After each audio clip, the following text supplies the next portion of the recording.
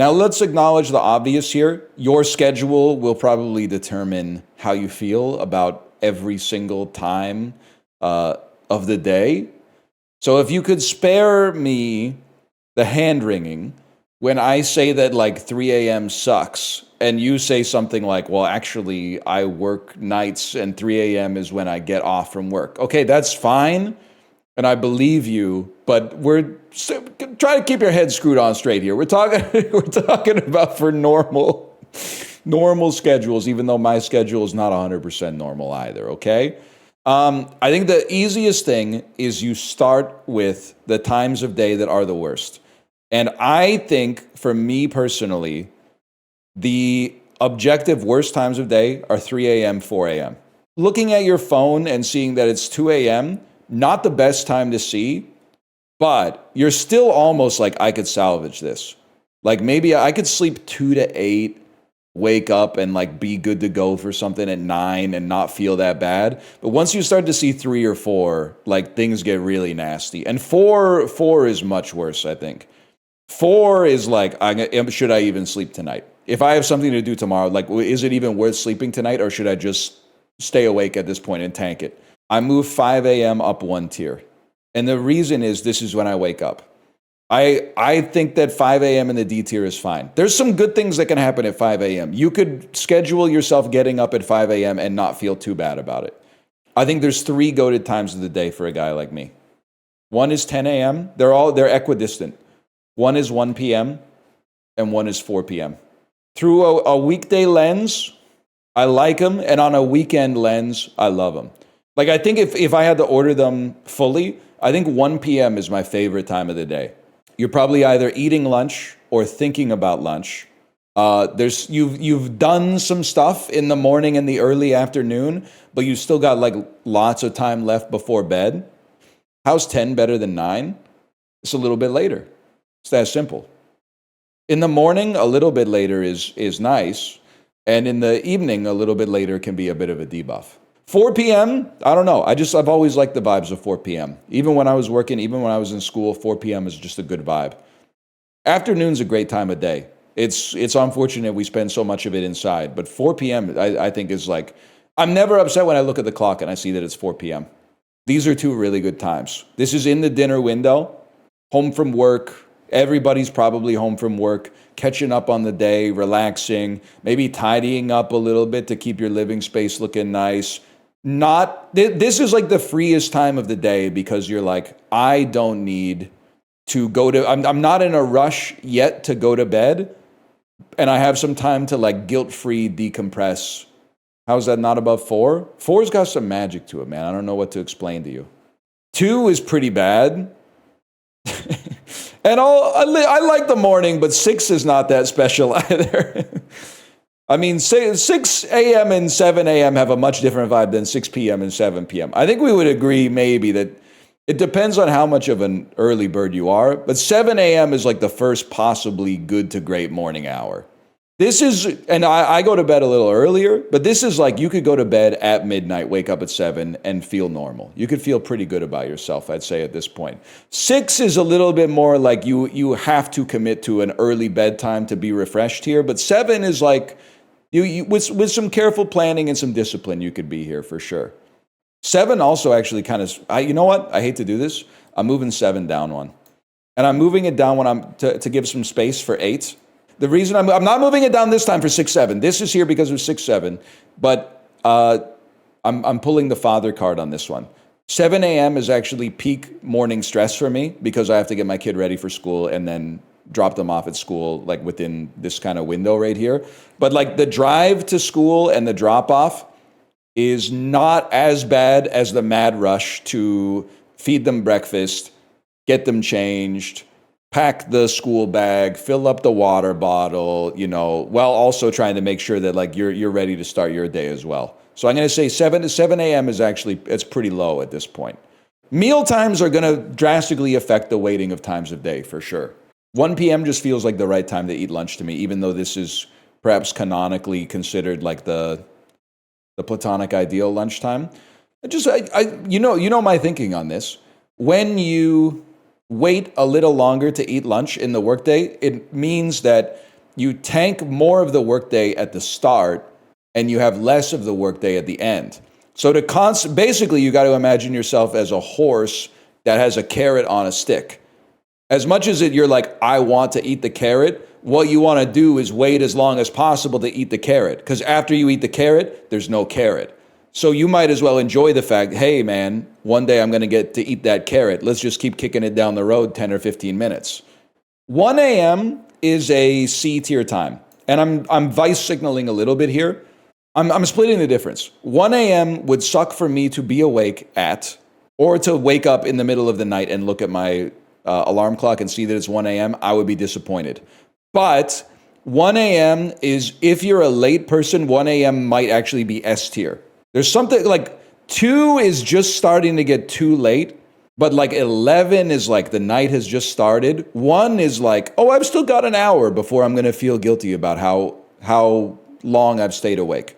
1 is like peak in your room, consuming the kind of media that you want to consume hours. And it has the benefit of you being able to still, I mean, you could fall asleep here and wake up at 8 and be okay.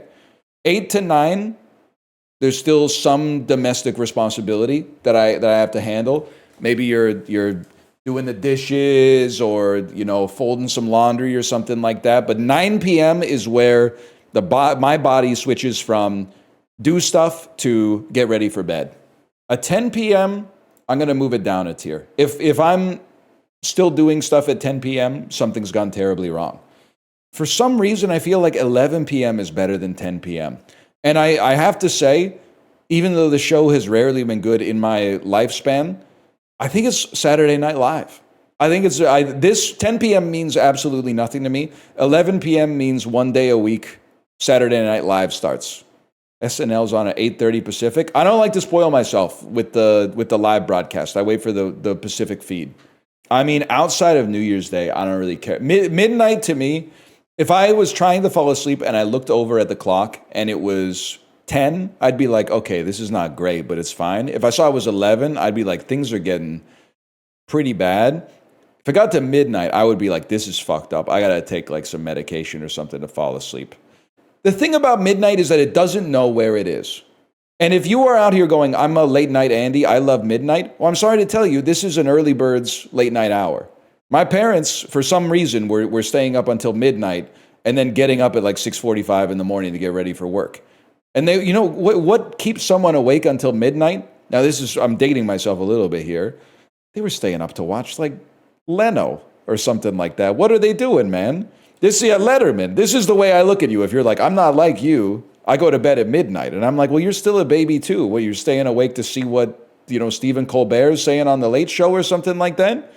So it could be worse. Like it could be 3 a.m., but I feel like this is it's just not an honest hour. What time does your daughter go to bed? Literally like 15 minutes after me, which is, I know it's insane, but she would be more tired if she spent half the day taking care of a 5-year-old. I think it makes a lot of sense that my 5-year-old goes to sleep after me because she didn't have to take care of herself all day. She didn't have to cook herself dinner. She didn't have to clean up after herself. She didn't have to look at all the things that she's trying to show me, going, look at this, look at this.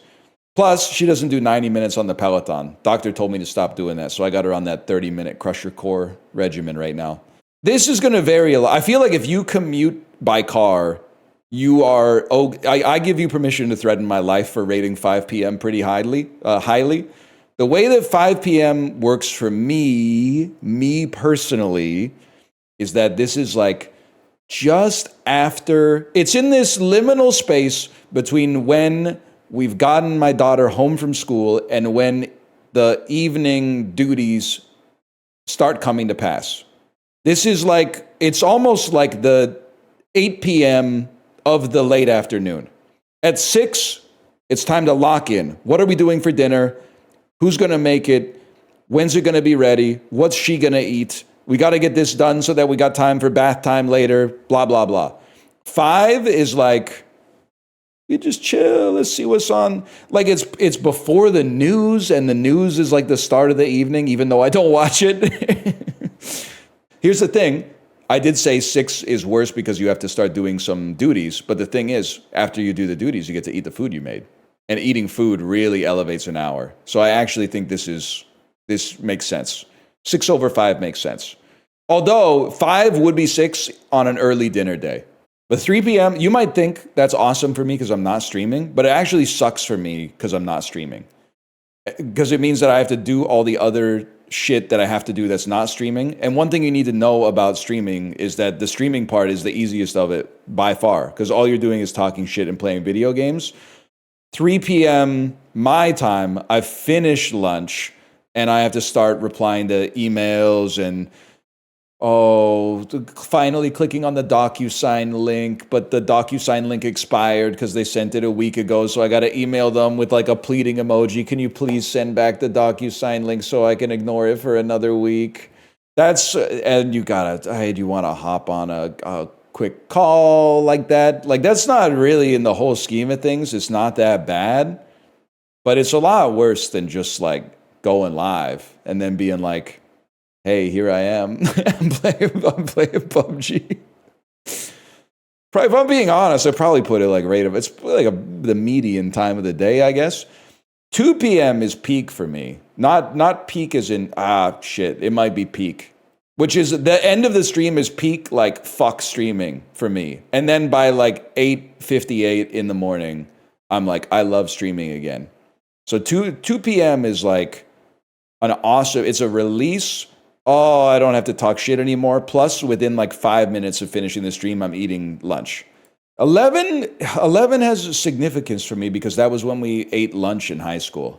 It's not that bad. It's not that good. It's kind of just like it's just a time. But 11 a.m. on a weekend is like a lot of the working hours. 11 a.m. takes on a different sheen if you're talking about a Saturday versus like a Tuesday. So Tuesday at 11 a.m. is just another domino in a long line of dominoes. But 11 a.m. on the weekend, when your unemployed friends finally start to wake up, that's a good time. The one thing I would like to adjust, I want to move 1 p.m. is so lunch coded. I'm going to move 1 p.m. down. If I'm with all of the structure that I've applied to this so far, 1 p.m. makes a lot more sense right about there. I'm glad we can mostly agree that 3 and 4 a.m. suck. Like, again, one of my resolutions is to not argue over nothing because I think that my brain doesn't realize that it's meaningless. And people get mad at me for winning because they start resorting to ad hominem attacks. But you're right. You're right when you say that. You're right when you attack me. You're right that I deserve to be attacked. That being said, when people were like 3 a.m. is S tier, I mean, are we really going to do this? Are we going to do the thing where I go, yeah, if you're unemployed, and then you lie and say you're like a paramedic who's watching the stream in the ambulance right now and saves lives every day? Like, let's not do that, okay? We don't have to go through that. We've already seen the steps laid out in front of us. We've done it many, many times. If you are up at these hours just kind of through inertia, I think that's a cry for help. What time zone is this for? The good thing is you can just take this and then I'm in GMT -8, I think. I'm in GMT -8, so you can just add or subtract as much as you need to make this time zone list work for you. And then you should print that out and put it on your wall, and these are words to live by.